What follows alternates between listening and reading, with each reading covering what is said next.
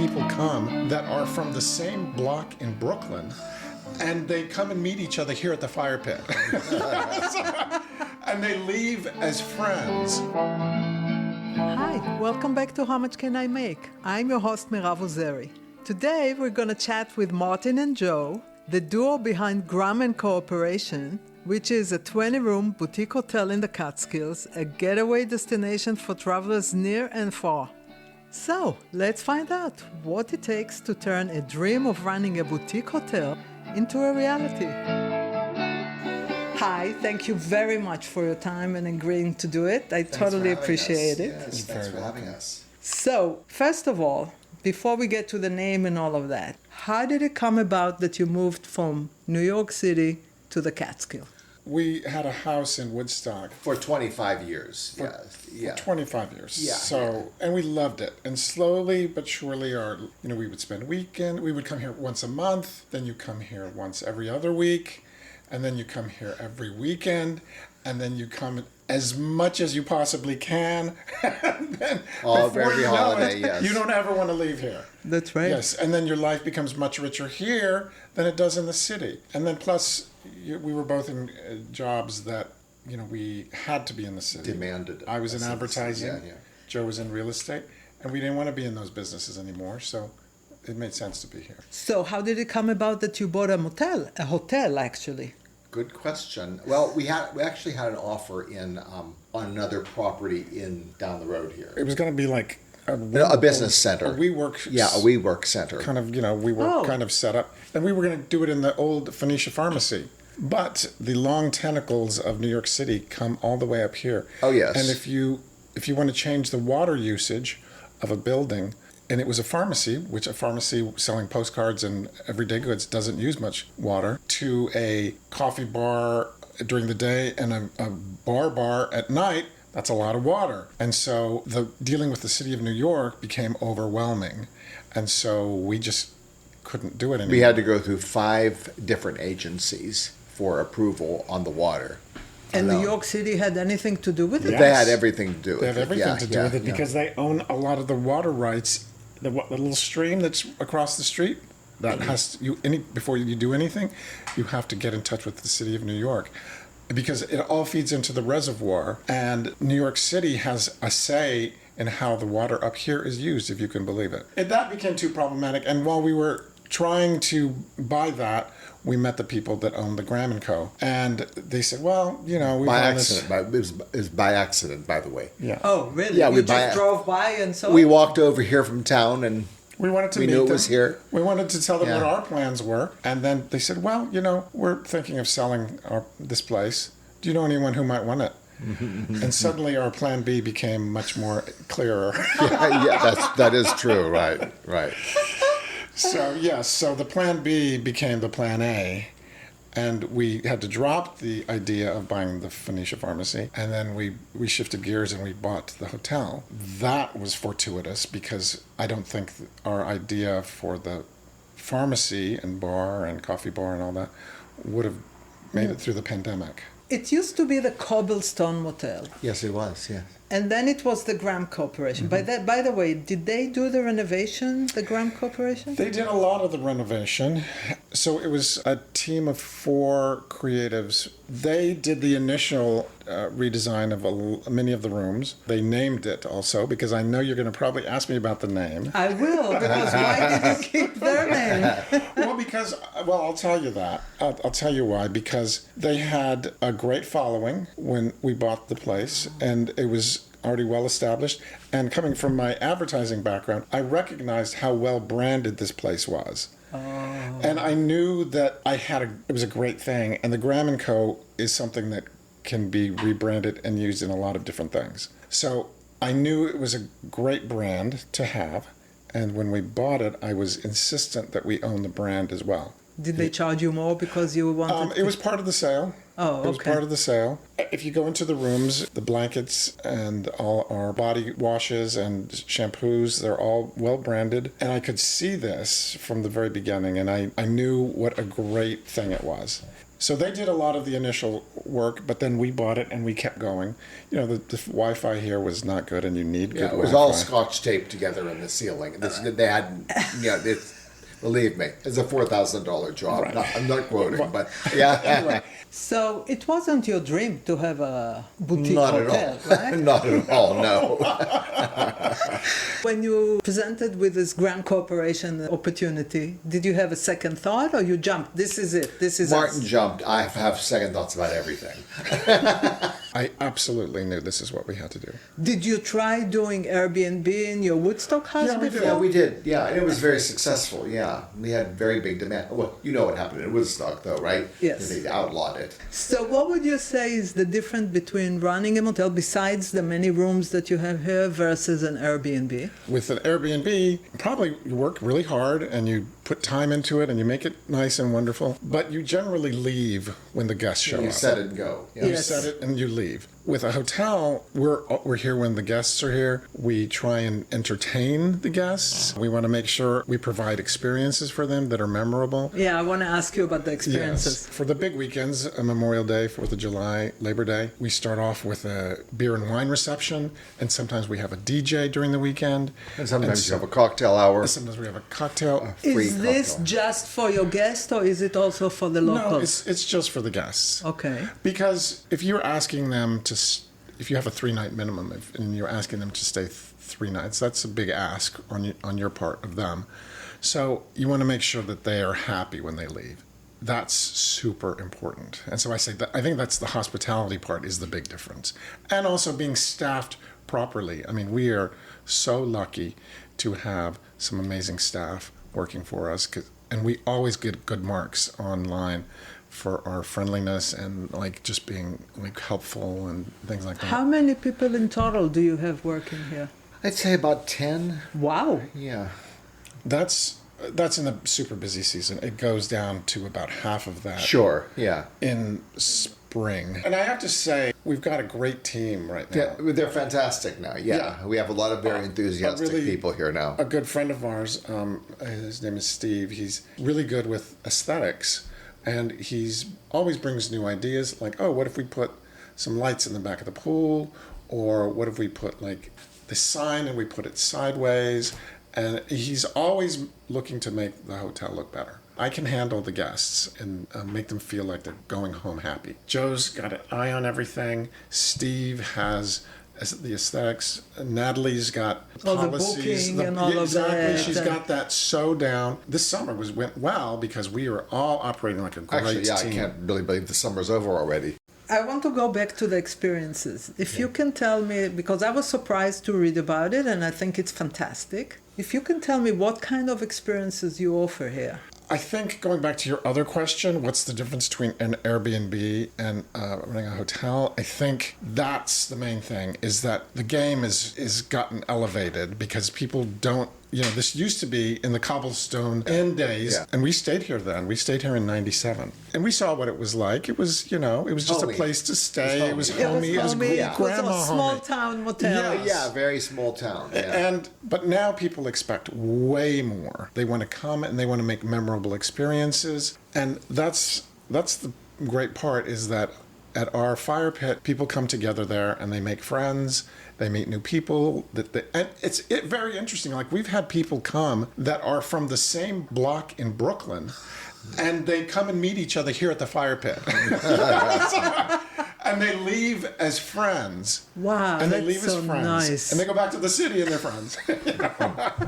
So that's the main thing, is that you can't just provide a room anymore. It has to be, and as far as the types of experience that we have, we do things that we're not quite in the wellness space fully, but recently we partnered with Wendy Dima, and she's an amazing masseuse and licensed massage therapist. But you also have the sound bath. Yes, we That's do a right. sound Yeah, bath. yeah. What is that? So a guy, his name is John Minks, and he comes and he sets up bells and chimes, drums, and all sorts of bells, and he just kind of plays them. You lay there and you're kind of washed, and the reason they call it a bath is because you're washed over by the sound, and then it just kind of, it builds to a crescendo, and then you come out of that and you're in a different space. When did you start with the experiences? As soon as you bought the place? They kind of seeped in, right? They just, Yeah. one by one we add. I think you kind of have to like stay on top of some trends and see what people are doing in the hospitality space. I would see that, and it's big on Airbnb now too. You can add experiences there as well. I read that you want to have no cell phone, no TVs, and so. First of all, what do the guests say about it? They come here and there's no cell service really. There is internet and there is Wi-Fi, so they're not stranded here. They can get on their iPads. You know, I think people might actually really like that. You know, some people, one of the last places where there's no cell service. That's true. And so, but also no TVs. And I don't think, what I've always said is like, you don't come to the Catskills to watch TV. You got to be outside. We're about nature and getting outside. The original owners, they didn't have TVs, and we saw no reason to put TVs in the room. We have one TV in the den in our community space in case you want to watch the news or whatever. No, if you want to watch a movie with friends. Would you say it's hard work to run a boutique hotel? Yes, it's hard work, and you don't know what kind of work it's going to be because, you know, like in March, a pipe breaks over one of the rooms and there's water pouring into one of the rooms, and that's your job for the next. That's stressful. Yes, that's your job for the next week or two to get that taken care of and renovate the one room, and it's not always glamorous. I know Discovery Plus, I think it was, that did a show about Graham Corporation. Oh, yes. Was it when you were the owner or the previous owner? It was us. It was us, yeah. You don't remember me from TV? So it was exciting, yeah. They were filming up here for about 3 or 4 days, and they had a couple of B-roll shots, and they interviewed us for that long, and then they interviewed our designer. Was that like they gave you the big boost? Do you think a lot of people learned about you because of that? Or? Not as much as you'd think. It's mostly word of mouth, wouldn't you say? It is, but it was helpful. Yeah, it was helpful. It was definitely helpful because people came from further away, maybe not have sought us out. So they did, and so I'd be here in reception, and somebody would be looking at me, and I'd be like kind of uncomfortable. And like, so it's weird to be recognized. Yes, and they said, "Oh yeah, well, I didn't want to say anything, but I recognize you from the TV show." So when you bought it in 2018, correct? 2018. Yes, that's right. What was your vision for the long term? It's funny because the one thing that essential to our vision we still haven't completed, which is that's true, yes. Which is building a new communal space that's a little bit more winterized, because right now we have the den, which is fine and it's a wonderful space, but it's not really super winterized. Do you have special experiences for kids, by the way? Well, actually, no, but.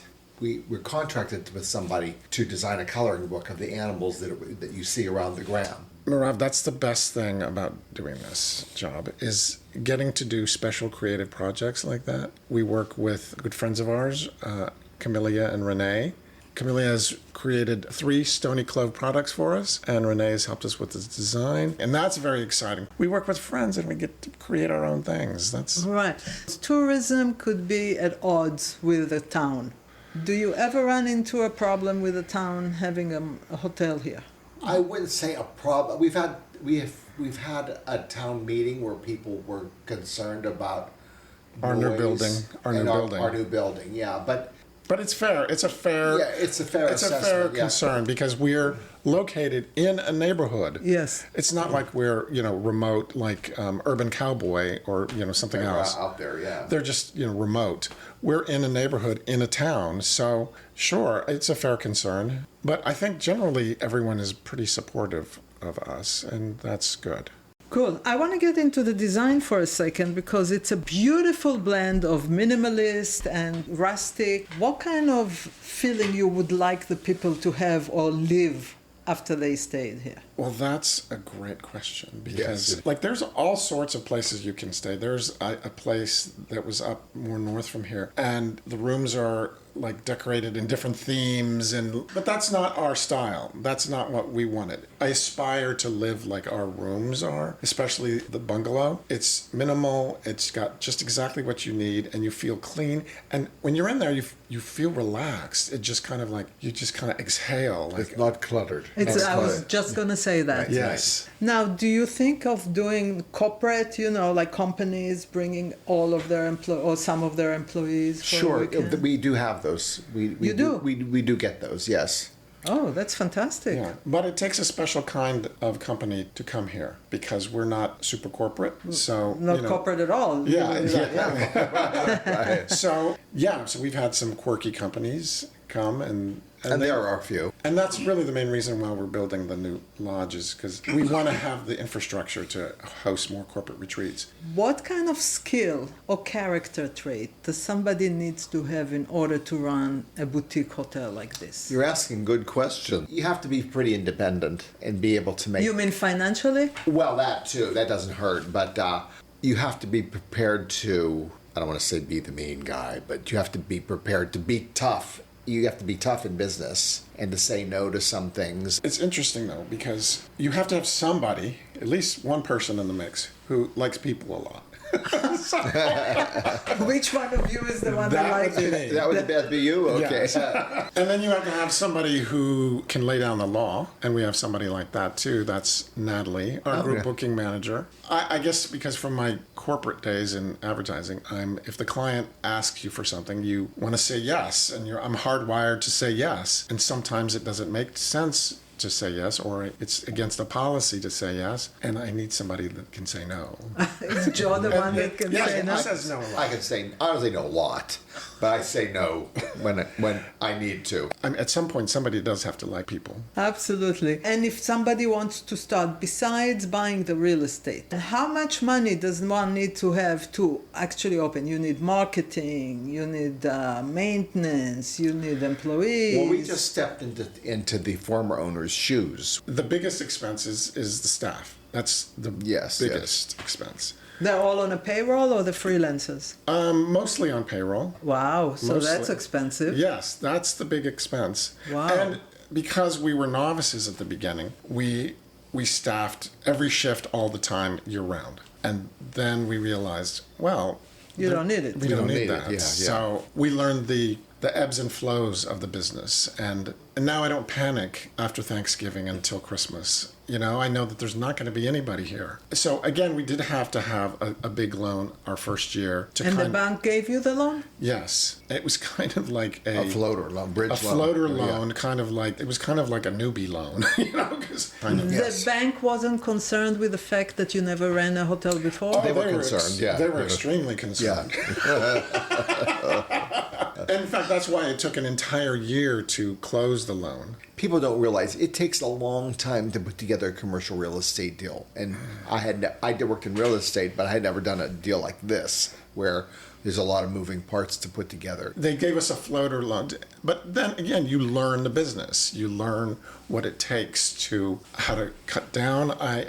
We serve breakfast on the weekends. Yes. And I've learned how to buy just enough, or just a tiny bit more than we're going to need, because we serve 3 different types of breakfasts. Where, in the communal room? No, we actually bring it to the room. No, Yes. seriously? Wow. Yes, so they can pick from one of 3 breakfasts, one of 4 breakfasts actually. Because you supply breakfast and linens and all of that, you have to pay sales tax also, right? Oh yeah, and then since we've owned the hotel, Hotel the tax too? Hotel tax has gone up by Yes. 2%. Right, from 2% to 4%. So Yeah, so you so- pay occupancy tax And then and sales sales tax, and then of course federal and state Exactly. and all Yeah, of exactly. that. So you work for everybody else basically. That's right. Yes.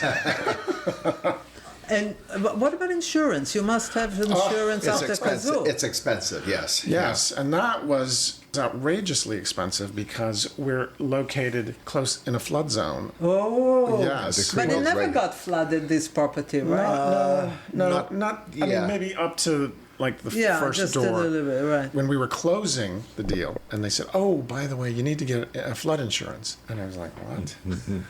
And they said, "Oh, it's going to be $30,000 a year."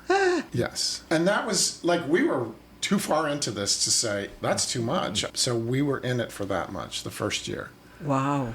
I mean, it's since come down through our... But also you saw that there were no floods. Are you still going to keep the flood insurance? Well, I don't that's... think you can drop it. Right? I It's don't think because you the can drop bank it. insists on it. Ah. Yes. They're all in cahoots. Well, it's disgusting, yeah. What would you say is the biggest misconception about owning a boutique hotel? That it's all glamorous. That it's fun. Well, it is fun, but it's a different kind of fun, right? Did you make friends with any Oh, of the... sure. Yeah. yes. I have to say, some of the guests are really fantastic. Really nice people. I have to say, 98% of our guests are fantastic. Yeah, they're really fabulous people. Yeah. We're They leave you so good lucky. reviews. Yeah, they do Yeah, that too. we're very lucky. I mean, just like once or twice a year, we have somebody that's problematic, which is next to nothing. And then we have people that come back every year. And that's kind of gratifying too, because we see the same people every year. We have one group that comes every Christmas and they spend New Year's here. That's fantastic. Yeah, it is. Yeah. And they really love this place. And for a lot of people, this is their happy place. So that's the big reward of That this is the business. reward. Yeah. Yes. What is the biggest challenge? Not having a regular schedule. Like we're just, especially during the summer, like when you get on in May and you go through the end of August, it's every day. Yeah. It is a grind. I'm always telling Martin he needs to take some time off. Not a lot of time off, but you need a mental break from the business. Right. You know, that's the hard part. The end of August comes around, I'm exhausted. I thought that you would say the biggest challenge is the maintenance, the constant maintenance, but you just take this as part of your job, right? Yeah, I just have to. Yeah, it is part of the job. And It is yeah. a huge challenge, But- no question. I'm going to say, this is going to sound arrogant. We only have to pay for it. I can't. Well, no, I that's can't- what it is. I can't actually do anything. I mean, you learn things. Oh, like the first time I patched a hole in the wall, like just empty hole in the wall. I was so happy with But myself. he did a very passable job. What did you do? Look on YouTube how to do it? Yes, it's amazing the things that you can learn on YouTube. I met a woman that her abusive husband left her with the 3 boys, took the house, whatever. She looked on YouTube. She built a house with her 3 boys from YouTube. Really? Oh my And God. they're going to make a movie about her with Nicole Kidman. So do you have one incident or one guest that stuck with you more than anybody else? I don't have a particular guess, but one thing that I really love to see is when kids come here, especially young, like teenagers or like that, and they're very jaded and they're city kids. Right. And they come here and they're frowning and they're just looking at their phone. And, and they're just like, what is this place? And then slowly over the weekend, they start losing that facade and then they just become kids again. And they leave here just like kids and happy. When I get to see that with anybody, like they come here and in a mood or they've got their armor up and then, we can provide them a great experience and then they leave and they're relaxed and they're happy. There could be nothing more gratifying than that. What is your dream for the hotel in the future, in the next 5-10 years? Well, to get the building built, that would be, and to get our liquor license, that's a big deal. Oh, you're trying to get a liquor license? Yeah, we'll try to get the liquor license. Yeah. That would be good. You need to have hot food available all day and all night. If you have liquor license? I think so. I think you have to have hot food available at all times during your working hours. I think that's the thing that's preventing us from having a liquor license. You have to serve hot food. Certain people just get away with it by sticking a hot dog in the back, somewhere. Or small pizza oven. Yeah, we can try that. Yeah. But again, I didn't want to do it half-assed. I wanted, if this is the level of boutique hotel that we are talking about, we want to do it right, and we want to have a really nice cafe that can serve something special. All right, and on that note, thank you so much. Thank you. I really appreciate it. Thank you for having us. Yes. You say anything interesting? You said a lot of interesting things. Okay. All right. Thank you. That's a wrap for today. If you have a comment or question or would like us to cover a certain job, please let us know. Visit our website at howmuchcanimake.info. We would love to hear from you. And on your way out, don't forget to subscribe and share this episode with anyone who is curious about their next job. See you next time.